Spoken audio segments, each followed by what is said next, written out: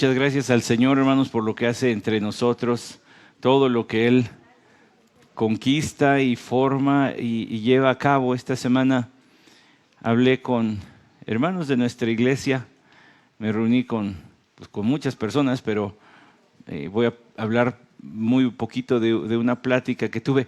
¿Cómo estará la cosa? Que me dijo mi hija, ¿por qué siempre tenemos tantos compromisos, papá? Y yo dije, ay, hija, es la vida del hijo de pastor, ¿verdad? Pues, qué remedio. Pero platicando en una de estas citas, le pregunté a estos hermanos, ¿por qué renovación? Hay muchas muy buenas iglesias. ¿Por qué renovación? Entre otras cosas, y me dijeron algo muy bonito, me dijeron por el amor.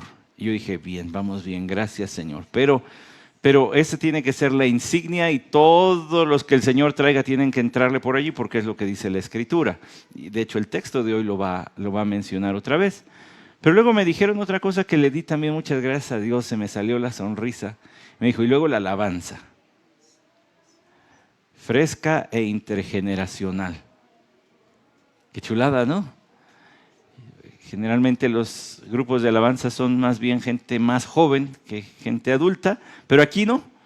Pues gracias a Dios por eso. Y luego llega uno aquí y lo rematan con al que me ciñe de poder. Y yo esperaba el círculo de sol, ¿verdad? Los músicos entienden ese concepto. Y dije, bueno, circulito de sol. Y me salen con unas armonías de jazz y todo. La semana pasada tocaron uno medio psicodélico y dije, wow, qué bárbaro esto, hermanos. Ya le meten aquí ritmos y hoy me salen con armonías de jazz y todo para el canto. Y dije, no hombre, pues gracias al Señor, son una gran bendición, ¿cierto o no? Son una gran bendición, pero todo apunta a un solo centro, Cristo y amarle, conocerle y amarle. Eso es todo, todo lo que hace la iglesia apunta para allá. Pues esta mañana quiero hablarle de un texto que se encuentra en el Nuevo Testamento. La semana pasada andábamos en el Antiguo y vamos al Nuevo Testamento. De hecho, creo que es el único autor humano de la Escritura del que me atrevo a pensar que era guapo. Vamos a ir a la carta de Santiago. No sé por qué tengo esa intuición al leer sus palabras, no sé por qué. Vamos a ir a Santiago capítulo 1 y déjeme orar para luego aterrizar corriendo, diría el gran predicador Steve Lawson. Señor, gracias por tu palabra. En verdad, sentimos tu compañía como se cantó hace un momento, cuando la abrimos. Y no es de sentir, es que estamos convencidos de que aquí con nosotros está el autor divino de este libro. Tu presencia sea manifiesta, Señor, también ahora al abrir tu palabra. Que tu voz retumbe, Señor, resuene. Que el predicador desaparezca, desvanezca ante la grandeza del autor. Amén. Bueno, Santiago es una carta a la que le tengo un cariño muy especial, hermanos. Fue de las primeras cartas que como niño me senté a leer.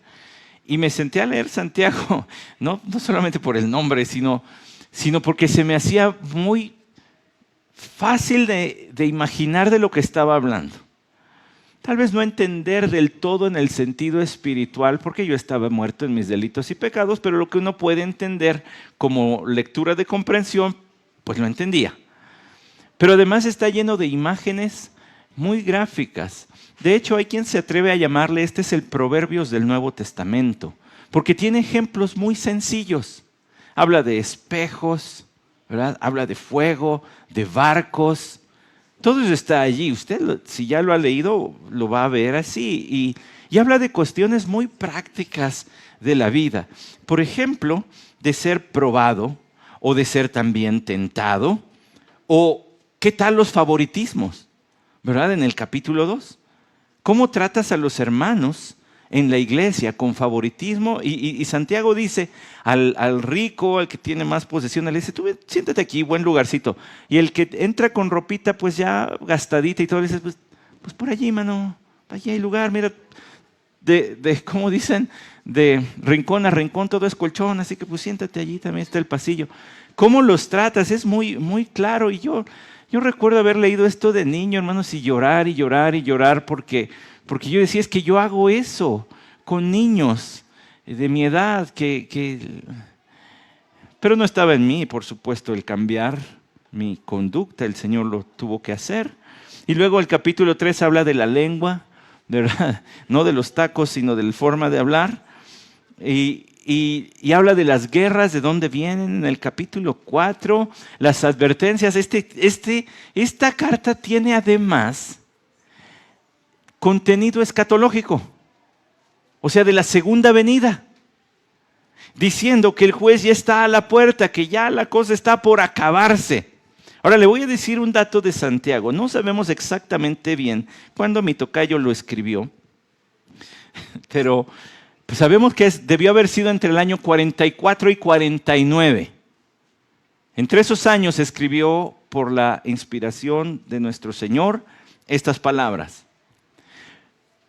Eso quiere decir que nuestro Señor tendría más o menos 10 años de haber ascendido a gloria, lo que la convierte en la primer carta, y de hecho el primero de todos los libros que componen el Nuevo Testamento en ser escrito. El primerito. Y se le nota lo joven a esta carta en varias cosas. Todo el sabor judeo cristiano que tiene con la forma de escribir, la forma de hablar, lleno de imágenes, es decir, de ejemplos prácticos de la vida, como escribían los judíos. Pero hay, por ejemplo, un detallito en Santiago capítulo 2, versículo 2, donde dice: porque si en vuestra congregación entra un hombre con anillo de oro y vestido de ropa lujosa, etc. A lo que quiero llamarle su atención es a la palabra congregación. Cuando usted analiza este texto en su idioma original, se da cuenta que dice cuando entra alguien en su sinagogue, en su sinagoga. Santiago todavía utilizaba esa forma de hablar de los judíos. Se reúnen en la sinagogue, en la sinagoga, pues. Algún día, porque, hermanos, déjenme decirle, es una necesidad y se le pierde el encanto pronto a eso de viajar en avión, porque de pronto todas las salas de espera son iguales y los asientos son igual de incómodos, todos. Y luego las horas en el avión pues son largas, ¿verdad? Y en un espacito así, con una mesita que es más chica que esto, ¿verdad? Entonces uno se aburre fácil allí y no hay mucho que ver en las pantallitas que le ponen. Entonces un día me dije, pues mejor aprovecho el tiempo, y saqué mi Biblia y saqué mi celular y saqué mi cuaderno de notas y empecé a leer esto, y leyéndolo en español y luego en el idioma original, y me fui dando cuenta de que Santiago escribe con un lenguaje muy, muy del inicio de la era cristiana. De hecho, el hecho de que aparezca allí sinagoga, tiene que ver con eso, pero también frecuentemente Santiago les llama a estos lectores suyos, que son las 12 tribus que están dispersas, como dice el primer y segundo versículo de esta carta, les escribe como hermanos. El Salmo 133 también incluye la palabra hermanos. Mirad cuán bueno y cuán delicioso es habitar los hermanos juntos en armonía, pero ya tiene un sentido nacionalista. Es como decir los hermanos mexicanos, no necesariamente los hermanos en la fe. Santiago escribe a creyentes, pero que son judíos, y utiliza más o menos 19 veces la palabra hermanos. Tiene un sentido de hermandad esta carta, pero que trasciende la cuestión nacional de las 12 tribus, pero que de todas maneras está allí inmerso. Y se traslada a los hermanos en la fe. Interesante todo eso, ¿no cree? El ver cómo se refleja el contexto histórico en la forma de escribir las palabras que quedaron plasmadas allí por la inspiración del Señor. Pero Santiago, como dije, habla de cuestiones muy prácticas de las primeras iglesias del Nuevo Testamento o de la historia del cristianismo. El hacer favoritismos, el mal uso de la lengua, un lenguaje inadecuado en bocas que deberían hablar palabras santas y terminan diciendo cosas que no agradan al Señor. Y en el capítulo 1 él habla también acerca de las pruebas. Tened por sumo gozo cuando os halléis en diversas pruebas. La palabra que se traduce como prueba también se traduce en otras ocasiones como tentación. Y entonces Santiago da instrucciones acerca de cómo resistir las pruebas de un modo que traiga gloria al Señor, pero también de cómo resistir la tentación de un modo que agrade al Señor. Y eso nos deja en la puerta del texto de hoy, que es capítulo 1, versículos 19 hasta el 27. Esto sabéis, mis amados hermanos, pero que cada uno sea pronto para oír, tardo para hablar, tardo para la ira. Pues la ira del hombre no obra la justicia de Dios, por lo cual, desechando toda inmundicia y todo resto de malicia, recibid con humildad la palabra implantada que es poderosa para salvar vuestras almas. Sed hacedores de la palabra, no solamente oidores que se engañan a sí mismos. Porque si alguno es oidor de la palabra y no hacedor, es semejante a un hombre que mira a su rostro natural en un espejo. Pues después de mirarse a sí mismo e irse, inmediatamente se olvida de qué clase de persona es. Pero el que mira atentamente a la ley perfecta, la ley de la libertad, y permanece en ella, no habiéndose vuelto un oidor olvidadizo, sino un hacedor eficaz, este será bienaventurado en lo que hace. Si alguno se cree religioso, pero no refrena su lengua, sino que engaña a su propio corazón, la religión del tal es vana. La religión pura y sin mácula delante de nuestro Dios y Padre es esta: visitar a los huérfanos y a las viudas en sus aflicciones y guardarse sin mancha del mundo. Esta cartita muy pequeñita que fue escrita por el medio hermano de nuestro Señor Jesucristo, no Santiago el apóstol que anduvo caminando con el Señor, sino Santiago el medio hermano de nuestro Señor Jesucristo, que en un destello fuerte, un flashazo de humildad, se llama a sí mismo en el versículo 1, siervo de Dios y del Señor Jesucristo. Él era mi medio hermano, pero yo soy su siervo. Él nos da aquí un texto que traza un arco de relación desde el versículo 19 hasta el versículo 27. En una punta de ese arco está la palabra de Dios y nuestra obediencia a ella, y por el otro lado está la verdadera expresión de devoción y vida espiritual. Y él lo dice: ayudar a los huérfanos y ayudar a las viudas. Lo que esta mañana quiero mostrarle a través de lo que dicen estos versículos, explicarle lo que dicen estos versículos para ayudarle a ver que hay una relación directamente proporcional entre tu exposición a la palabra y tu obediencia a la palabra, teniendo la cumbre de esa obediencia en el amor por tu prójimo.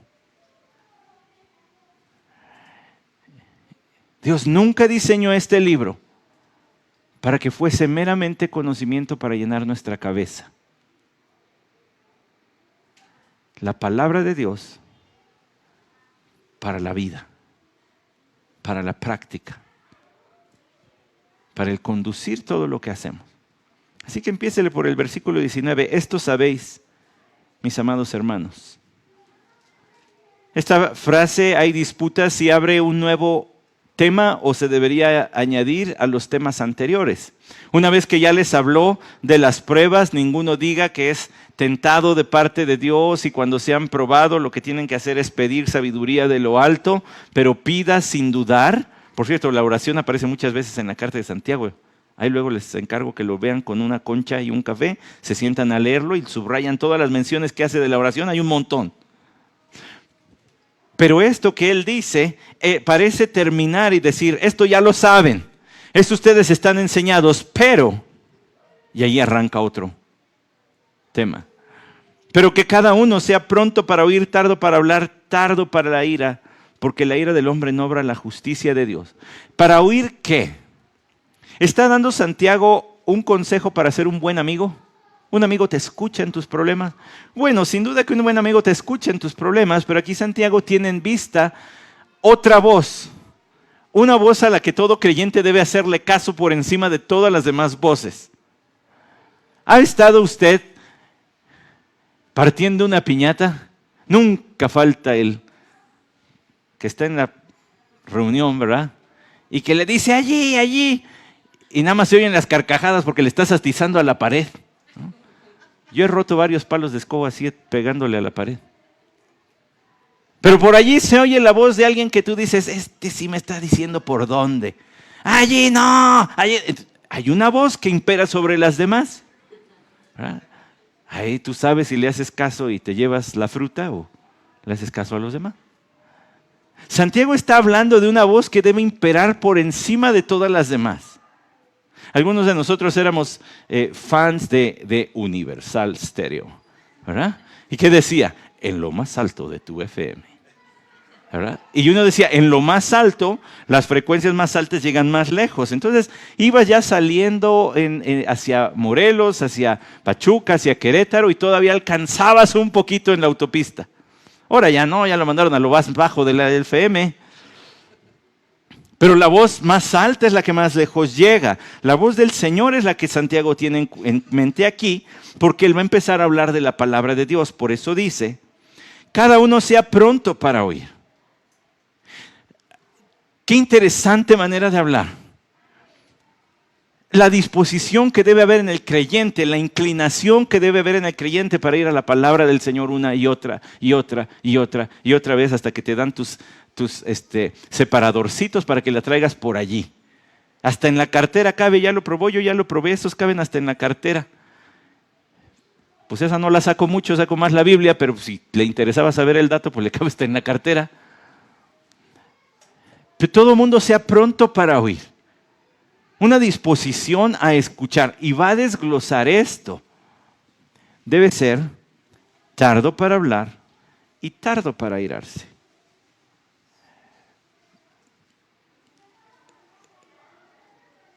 No puede haber en ti réplica en la palabra del Señor. Es decir, lo que el Señor manda, lo manda y es incuestionable para el creyente su obediencia. No puedes ponerte a replicar. Oh, día maravilloso cuando uno recibe a su bebé, ¿verdad? Y lo pone ahí una cosita así chiquitita y te agarra el dedo así. Y dices, nunca se te ocurra soltarlo. De aquí no me interesa, nunca más te zafas. Pero qué día triste cuando le dices a tu hijo, a tu hija, ven, voy, ven ya, voy. ¿Quién te enseñó a decir voy? No, ven y vienes. Santiago dice, sea tardo para hablar. No te pongas a replicarle a la palabra de Dios. No te pongas a responderle, a darle largas, a darle pretextos, excusas. Sé pronto para oír, tardo para hablar. Y luego dice tardo para airarse. Pues la ira del hombre no obra en la justicia de Dios. ¿Cómo podría ser que alguien se aire contra el Señor por su palabra? Qué insolencia, diríamos. Bueno, pero es que es imposible obedecer al Señor, o sea, obrar su justicia con una actitud que es todo lo contrario a la docilidad que dijo sea pronto para oír. Inclina el oído. Ok, sí Señor, y vas. Sí Señor, y vas. Sí Señor, y vas. Hay un deseo, una inclinación por la palabra del Señor que es absolutamente necesaria. Y que Santiago dice, para ese propósito de ser prontos para oír, versículo 21, por lo cual, desechando toda inmundicia y todo resto de malicia. Fíjese que esa frase está bien interesante en el vocabulario que Dios le dio a Santiago. Porque él dice, desechando. Hay muchos textos que vinieron a ser escritos después dentro del Nuevo Testamento que hablan de desechar, de despojarse, de hacer a un lado lo que no debe ser parte de tu vida. Santiago fue el primero en escribir aquello que quedó como parte del Nuevo Testamento. Pues fíjese bien Que también dice Romanos capítulo 13, versículo 12, la noche está muy avanzada y el día cerca, por tanto desechemos las obras de las tinieblas y vistámonos con las armas de la luz. Efesios capítulo 4, versículo 25, por lo tanto dejando a un lado la falsedad, hablad verdad cada uno con su prójimo, porque somos miembros los unos de los otros. Colosenses 3:8, por ahora desechad también todos vosotros estas cosas, ira, enojo, malicia, maledicencia, lenguaje soez de vuestra boca. Estos últimos dos tienen que ver con la manera de hablar, cosa que Santiago va a mencionar más adelante. Hebreos capítulo 12, versículo 1, por tanto, puesto que tenemos en derredor nuestro tan grande número de testigos, despojémonos también de todo peso y del pecado que nos asedia. La palabra despojarse, en su mayoría de casos, de ocurrencias en el Nuevo Testamento, tiene que ver con lo negativo, con lo pecaminoso. Es lo que hay que dejar. Y es un mandato que además, por su forma de estar escrito, debe ser hecho de manera inmediata y eficaz. De una buena vez deshazte de esto. Y no lo vuelvas a retomar. Determinante. Se acabó. Ahora, ¿despojarse de qué? Y aquí dice Santiago. Despojarse de toda inmundicia. ¿Sabe que la palabra que Santiago utilizó, por supuesto que se lo imagina, que inmundicia es algo asqueroso, algo impresentable? Se utilizaba para hablar de la cera que sale de los oídos también.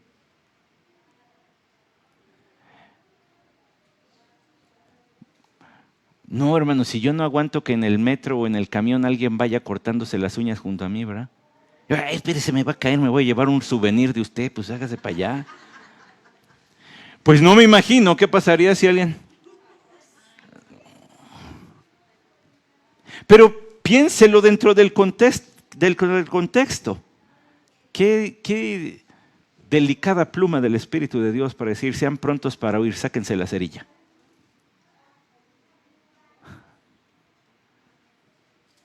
Vaya autor divino para ponerle estas palabras a Santiago.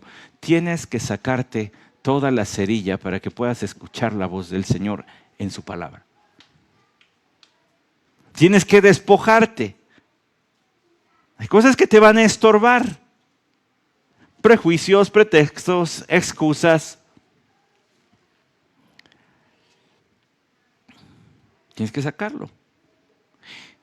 Y todo resto de malicia, o, dicho de otra forma, el resto de malicia. Aquello que se llama aquí malicia es lo andrajoso, lo impresentable, despreciable. Esa palabra también aparece en el versículo 2, cuando dice un pobre con ropa sucia. Y Santiago, les digo que esto está escrito a colores. Aquí está en blanco y negro, pero en realidad está a colores. Aquello que apesta en tu vida. Aquello que por más que le avientas perfume no logras tapar. De eso tienes que despojarte. Aquellas actitudes, actos, hábitos, pensamientos pecaminosos que ahogan la palabra del Señor. Y allí viene la cuestión, ¿qué tipo de pensamientos pecaminosos, hábitos, actos y actitudes llegan a ahogar la voz que debo escuchar? ¿Se acuerdan que la semana pasada hablábamos de los israelitas y cómo tenían una inclinación a hacer lo que les placía? Es decir, lo que les daba placer, aunque fuese momentáneo y no la voluntad de Dios. Miren, hermanos, si el pecado no fuera placentero, no sería tentador. A mí no me es tentador ir al dentista, con todo respeto para los dentistas. Porque ya sé que de cuando en cuando viene con dolor. Necesario, pero con dolor. Pero no me tienta, ¿verdad? No veo un consultorio de dentista y digo, ay, entro, no entro. Ay, no sé, entro. La verdad no. La verdad no. Pero el pecado sí tienta. Porque viene con una promesa de placer inmediato, rápido, gratificante. Entonces hay que ahogar esa voz. Entonces, si ya sabes que hay situaciones, circunstancias, actividades, lugares, personas que van a ser de influencia de tentación, mejor húyele.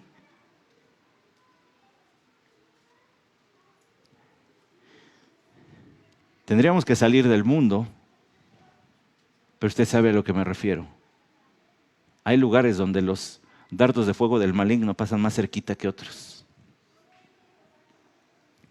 Así que por favor, escuche lo que dice, despójate de esa cerilla, de todo lo que es repugnante, impresentable y además apestoso, como ropa sucia.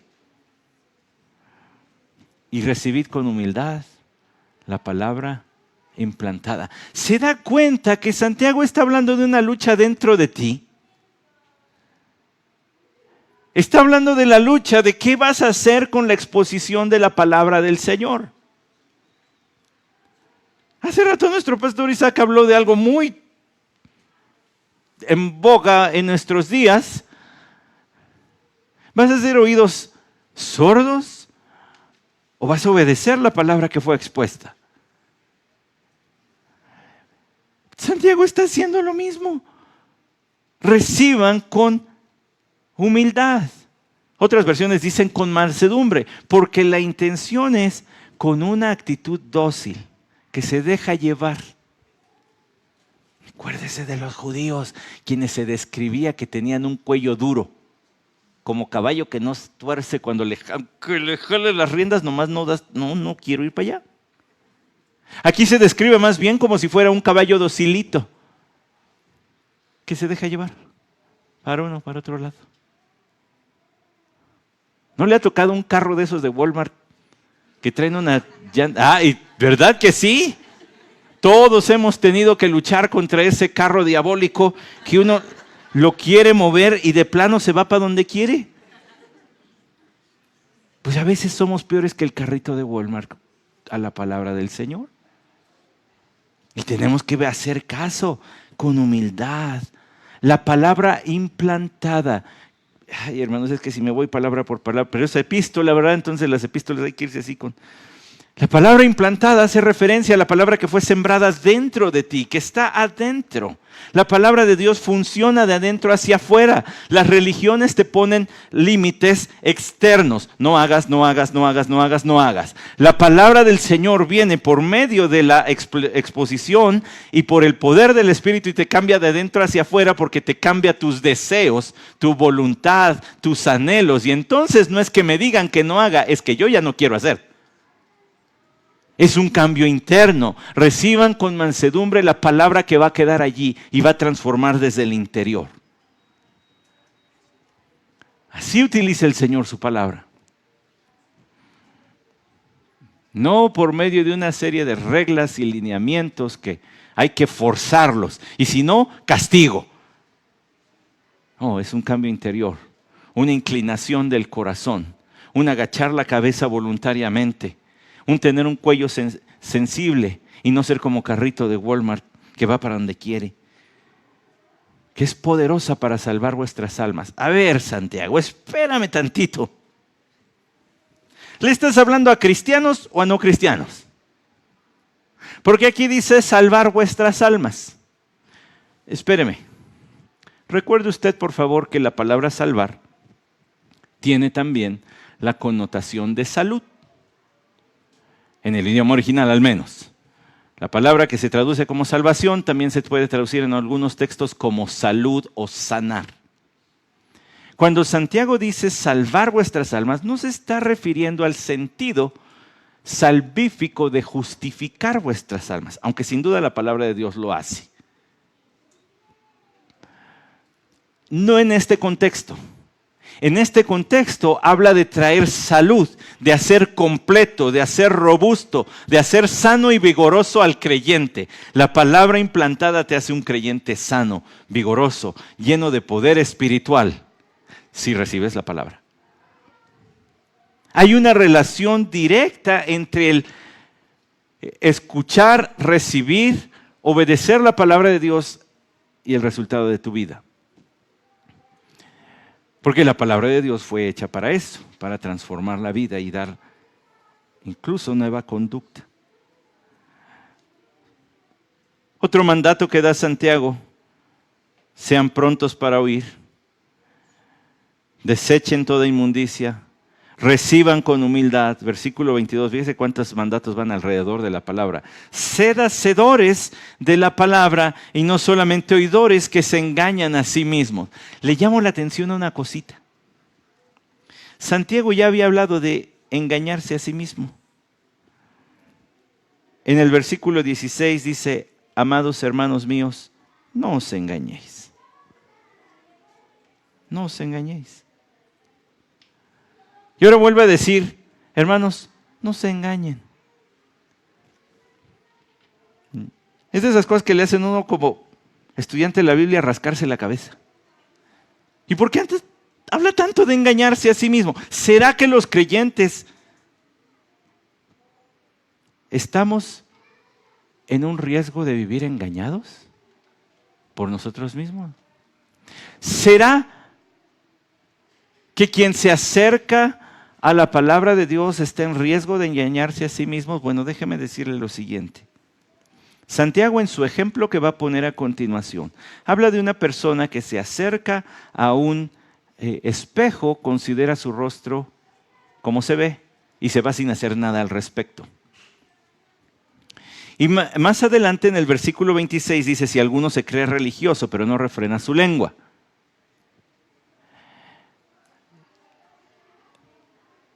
Tú puedes parecer vivir tu vida cercano a Dios sin en realidad estar cercano a Dios y estarte engañando a ti mismo. Es fácil hacer creer a los demás que tú eres un hijo de Dios y engañarlos.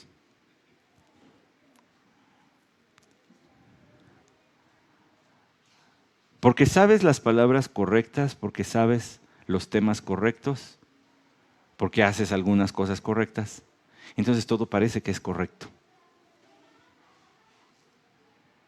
Y Santiago dice: bueno, vamos a ponerlo a prueba. Ya les dije que hay que recibir la palabra. Ahora vamos a ver cómo se ve eso en la práctica. Palabra y práctica van de la mano. Sed hacedores de la palabra y no solamente oidores que se engañan a sí mismos. La palabra hacedores tiene que ver con la palabra poema. Sean poetas de la palabra. Suena bonito. ¿Pero qué quiere decir eso? Lleven la palabra hasta las cuestiones prácticas de la vida. Lo que escuchas, lo que lees en la palabra de Dios, aquello que eres expuesto, ya sea en vivo o que ves algún estudio, alguna predicación, todo eso busca la manera de llevarlo a la práctica. El poema es el tejido, es el que le pone acción. Sean hacedores y no solamente oidores que se engañan a sí mismos. Y aquí viene el ejemplo. Porque si alguno es oidor de la palabra y no hacedor, si tú te conformas solo con escuchar, si solamente estás expuesto, pero no haces nada al respecto, es semejante a un hombre que mira su rostro natural en un espejo para después de mirarse a sí mismo e irse, inmediatamente se olvida de qué clase de persona es. Acuérdense que los espejos en aquellos días no eran hechos con esta sustancia extraída de la plata y donde uno se ve clarititito como es hoy en día. Los espejos en aquel tiempo eran pedazos de metal bien pulidos, donde la gente se reflejaba allí. Más o menos se podían ver con cierta claridad. Pero el tema de Santiago no es la claridad del espejo, solamente se lo digo para si no conocía esto de los espejos antiguos, pero el tema es el siguiente, que vas al espejo, te ves a ti mismo y no haces nada al respecto. Ya fuiste expuesto a la verdad de tu rostro, pero luego te vas sin hacer nada. El otro día andaba yo de tanta prisa que le di gracias a Dios por un vidrio que se me atravesó porque ya me iba yo a la calle sin peinar, hermanos. Imagínense qué horror encontrarme sin peinar. Digo, no quiero ser el autor de sus pesadillas, pero le dije, reina, avísame, ya me iba sin peinar. Me tuve que regresar. Gracias al Señor, ahora se me atravesó un vidrio por allí. Pero el que se ve en la palabra y no hace nada al respecto es como el que se sale a la calle sin peinar. Pues sí, ya me vi, ¿qué? Me encanta que Santiago diga, considera su rostro. Porque en la mente judía, siendo él judío, escribiendo para judíos, hay que darle peso a la palabra rostro. El rostro para una persona judía quería decir que su persona, todo su ser. La palabra de Dios es el espejo con el cual ves tu ser. Diría el pastor Steve Lawson, yo no leo la palabra de Dios me lee a mí. Me saca una radiografía del corazón cada que estoy frente a ella. Vas a la palabra de Dios y te ves tal y cual eres. Pero no haces nada. Ese es el tema. No haces nada. Pues sí, ya vi. Ya sé. Ya metió el Señor el dedo en la llaga.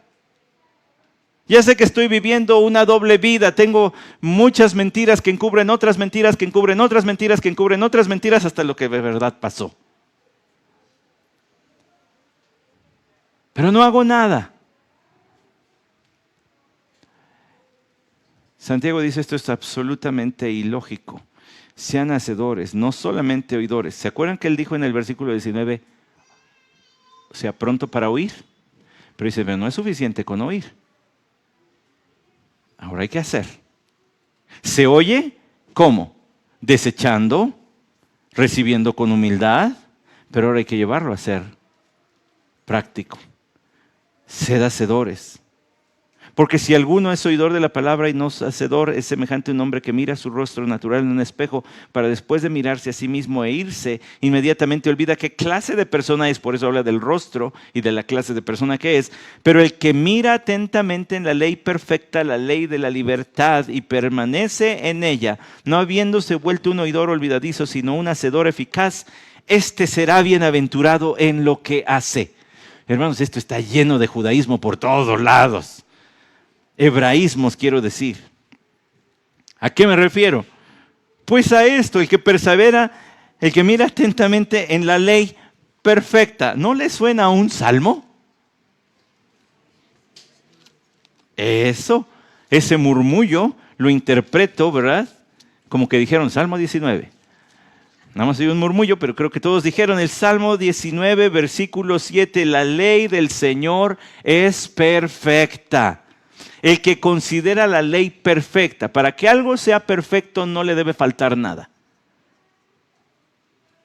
Si usted tiene allí su taza favorita en la que se toma su atole, su té, su café, lo que usted tome. Los más santos toman café expreso, pero bueno, ese es otro tema. Si usted tiene su tacita allí, que ha usado por años, y dice es perfecta, pero algunos lo vemos que ya está cuarteadona, ya se despostilló de la... Pues es perfecta para usted, le gusta, pero ya es imperfecta porque le faltan pedacitos. A la palabra de Dios no le falta nada para los propósitos que persigue Dios a través de ella. Por eso es perfecta. Y por otro lado, tampoco le sobra. Porque para que algo sea perfecto no le debe faltar, pero tampoco le debe sobrar, porque si no ya es imperfecto. Entonces no hay secciones que yo me pueda brincar porque diga, esta sobra. Es perfecta. Pero escuche cómo se refiere Santiago a la palabra de Dios. Dice, y es que además él tiene el Antiguo Testamento, es el primero que está escribiendo el Nuevo Testamento, ¿no? Entonces está pensando en el Antiguo Testamento y dice, el que considera la ley perfecta. La palabra de Dios es la ley. Aunque José Alfredo Jiménez difiera, la palabra de Dios es la ley. Y es perfecta. Ni le falta ni le sobra para los propósitos que Dios ha dado para ella. Pero además dice que es la ley de la libertad. Es la ley de la libertad. No puede ser una ley para libertad. Dirían algunos. Las leyes reprimen, controlan. Las de Dios no. La de Dios te libra del pecado, de sus consecuencias y de los profundos dolores de los que vas a ser presa si no la sigues. Le voy a poner un ejemplito, nada más así, de rápido para despertar en usted. Sí, entonces eso también aplica en este otro texto. Fíjese, cuando el apóstol Pablo le escribió a Timoteo, le dijo en el capítulo 6, versículo 10, porque la raíz de todos los males es el amor al dinero, por el cual, codiciándolo, algunos se extraviaron de la fe y se torturaron con muchos dolores. Vuélvete avaro y te vas a torturar de muchos dolores. Santiago dice que esta palabra nos salva, nos fortalece, nos libra. Esta es la ley de la libertad. Cuando obedeces al Señor te libras de muchos dolores de cabeza y permanece en ella. Otra frase que el Señor Jesús dijo: permaneced en mí y yo en vosotros. Decía Spurgeon, lee muchos libros pero habita en la Biblia. Y hubo quien lo dibujó bien bonito, un Spurgeon así chiquito, regordete, barbón, rodeado de muchos libros, pero su casa es una Biblia, ¿no? En el dibujito habita en la Biblia, es decir, allí pasas, allí estás en constante contacto, no te mueves de lo que dice, no te sales de sus límites, no transgredes sus bordes, sino que te mantienes dentro de ella. No habiéndose vuelto un oidor olvidadizo, sino un hacedor eficaz, este será bienaventurado en lo que hace. Bienaventurado el varón que no anduvo en consejo de manos, ni estuvo en camino de pecadores, ni en silla de escarnecedores se ha sentado, sino que en la ley de Jehová está su delicia, y en su ley medita de día y de noche. Yo no sé, a mí me gustaría llegar con el tocayo y decirle: oye, cuando escribiste el 1:25, ¿te puso el Señor el Salmo 1 en la mente? ¿O te puso quizá Josué 1:9? Mira que te mando que te esfuerces y seas valiente, no temas ni desmayes, porque Jehová tu Dios será contigo. ¿Por qué sería el Señor con él? ¿Se acuerda del 8? ¿Qué le dijo el Señor en el versículo 8? Cuídate de guardar este libro de la ley, para que todo lo que hagas te salga bien. Hay bienaventuranza, hay felicidad, hay plenitud en obedecer la palabra del Señor. Pero ojo, no solamente en oírla. Santiago dice, no solamente se trata de oírla, no solamente se trata de que ya tomé aquí lista y me voy. ¿Sabe que he ido a predicar en algunas universidades en Estados Unidos y hay requisito de asistir a cierto número de capillas por semestre? Entonces en la entrada, ¿verdad?, que bueno, se llega a convertir en la salida del auditorio, una vez que los muchachos salen, tienen que pasar por un checador de tarjetas. Y entonces así, ese checador está desactivado a la entrada, pero se activa a la salida. Y entonces ellos sacan su credencial de la escuela y la pegan al y se va a su lista de cuántas capillas han asistido durante el semestre. Dios nos libre de poner algo así aquí, donde usted sienta que ya realizó todo lo que tenía que haber hecho solamente porque vino y estuvo sentado 1:30 aquí.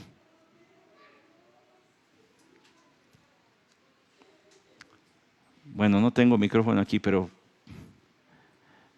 y no quiero estropearles a los hermanos. Hay un grupo cristiano que cuando lo fuimos a ver,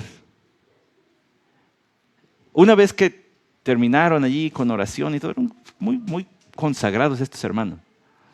El cantante puso el micrófono en el stand de micrófono y luego lo giró hacia el público, como queriendo decir, pues ahora te toca a ti. Yo ya di testimonio, ahora te toca a ti. Santiago está diciendo, no es suficiente con ser expuesto. Si tú crees, hermano, hermana, que estás aquí esta mañana, que es suficiente con que ya te aguantaste la hora y media que dura este servicio, estás equivocado. Porque cruzando esa puerta de salida empieza lo bueno. Viene la acción. Aquí venimos nada más a recibir las instrucciones de nuestro Señor, pero se obedecen allá. La vida cristiana no consiste en una hora y media cada domingo, consiste en todo el resto de la semana allá afuera. Si alguno se cree religioso pero no refrena su lengua, sino que engaña a su propio corazón, otra vez, engañar, es la tercera vez, en menos de un capítulo. La religión del tal es vana. ¿Sabe que la palabrita religioso también, cada que aparece en el Nuevo Testamento, tiene una connotación negativa? De esos que solamente guardaban la apariencia externa, la formalidad. ¿Sí traigo la corbatita derechita? ¿Sí está bien sin arrugas el saco? Bueno, no es que seas un sepulcro blanqueado lo que el Señor busca, que te veas bien por fuera, que ante los ojos de los hermanos luzcas como un creyente recto, justo, santo, sino que ante la mirada penetrante del Señor que desnuda el corazón ante Él, esa es la que cuenta. Y se nota en tu modo de hablar, porque Santiago dice, si alguno se cree religioso pero no refrena su lengua. Hermano pastor, a mí me va a disculpar, pero desde muy temprana edad yo no digo leperadas y groserías. Gracias al Señor. Pero a veces no son las palabras altisonantes, sino los temas que se desbordan por nuestra lengua. Lucas 6:45, ¿lo recuerdan? De la abundancia del corazón habla la boca. Dime de qué hablas y te diré cómo está tu corazón. ¿Qué se desborda de tu boca? ¿Qué sale? Porque viene desde el corazón. Por eso Santiago dice, vamos a poner a prueba. Ok, ya les dije, escuchen. Repasito rápido. Escuchen, sean prontos para oír, reciban con humildad, sean hacedores de la palabra y vamos a ponerlo a prueba.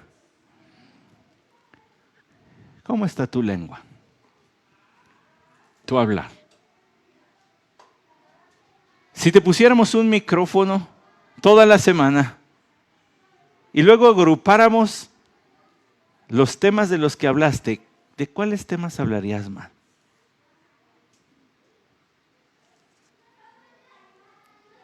¿Qué ocupa tu mente, tu corazón, tu lengua? Ahí está la prueba de tu devoción, sino que engaña su corazón. Tu religión es vana. La religión pura y sin mácula delante de nuestro Dios y Padre es esta: visitar a los huérfanos y a las viudas en sus aflicciones y guardarse sin mancha del mundo. Hace mucho, yo era niño, hermanos, cuando escuché a una persona criticar a mi mamita. Y es que teníamos una perrita San Bernardo, ¿verdad? Un perrón. Eso es que uno decía, en este me monto para ir por los refrescos, porque este sí me aguanta. Estos bonitos, cachetón y peludo. Y bueno, el perrito soltaba pues, mucho pelito, ¿verdad? Porque esos están hechos para sitios fríos, no para la Ciudad de México. Y entonces recuerdo que decía, es que la palabra de Dios dice que hay que guardarse sin mancha del mundo. Y yo he estado en su casa y hay mucho pelo de perro.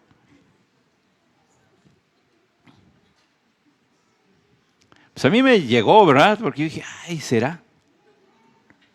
Pero pues gracias a Dios me dio un papá estudioso de la Escritura. Decía, eso no quiere decir. Pues el pelo se limpia, ¿verdad? Y lo limpiamos, pero eso no quiere decir. Entonces, ¿qué sí quiere decir?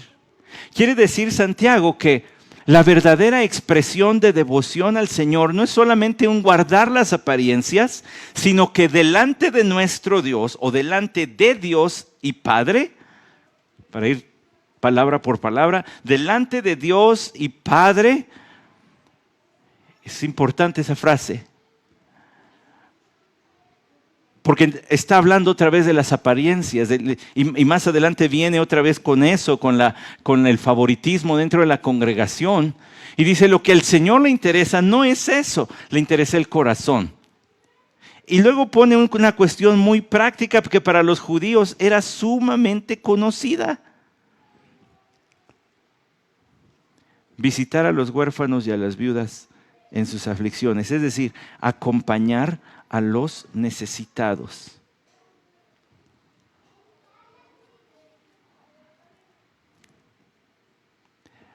¿Sabe por qué es difícil hacerle el bien al necesitado? Porque no te lo va a poder pagar.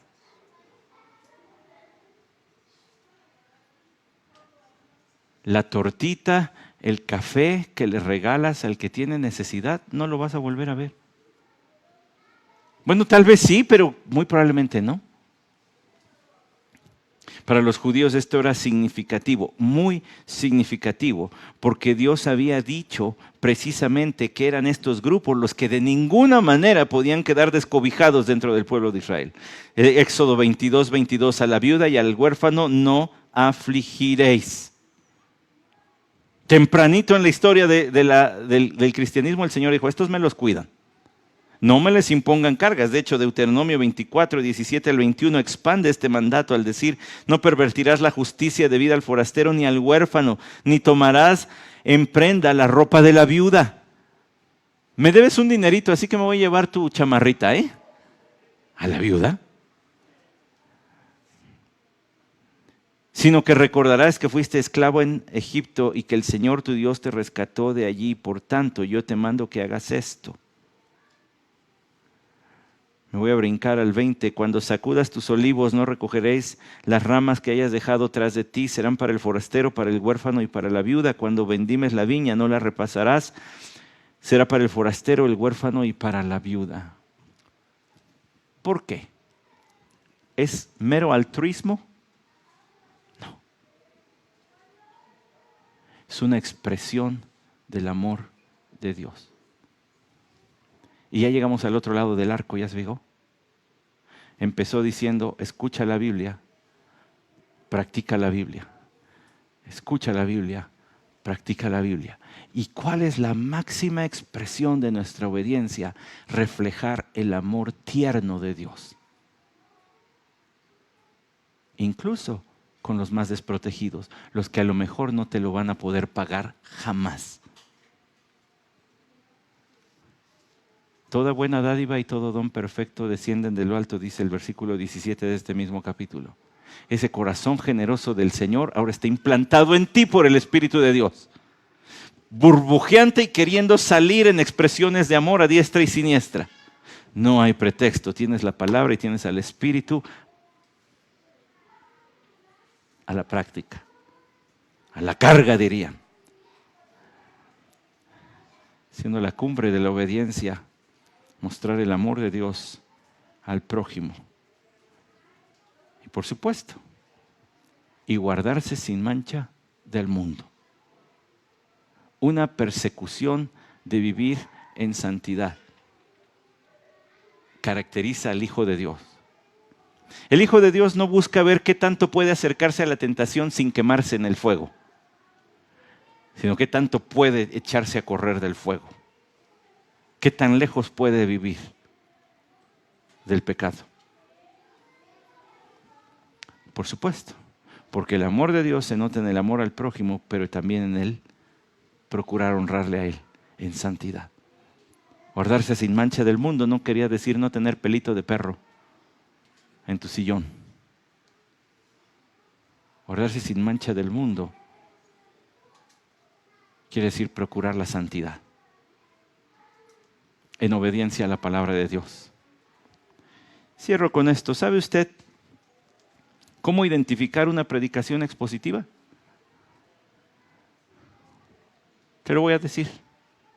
Tiene que cumplir dos funciones: explicar y aplicar el texto. Si hace esas dos, es predicación expositiva. ¿A quién se le ocurrió? Calvino ha de haber sido, pues era un genio. Lutero tal vez. Zwinglio. Bunyan, se le ocurrió al Señor. Mi palabra la escuchan y la practican. Por eso es que primero se explica y también se aplica, para capacitar al creyente a vivirla. Y cuando se abre esa puerta, ahora nos toca vivirla. ¿Oramos? Gracias, Señor. No adoramos al objeto, adoramos al autor del objeto. Valoramos tu escritura, Señor, porque es tu voz para nosotros. Porque te valoramos a ti. La voz más dulce, más tierna, más suavecita. Y a veces también confrontativa, autoritativa, poderosa. Que no nos deja de otra más que decir sí, Señor. Que seamos prontos para oír. Y que seamos hacedores eficaces. Desde el primer libro del Nuevo Testamento lo pusiste así. Gracias, Señor, por tu palabra, tu voz. Este fuego, esta espada, este espejo, este martillo, este alimento, esta semilla y todo lo que es para nosotros. Amén.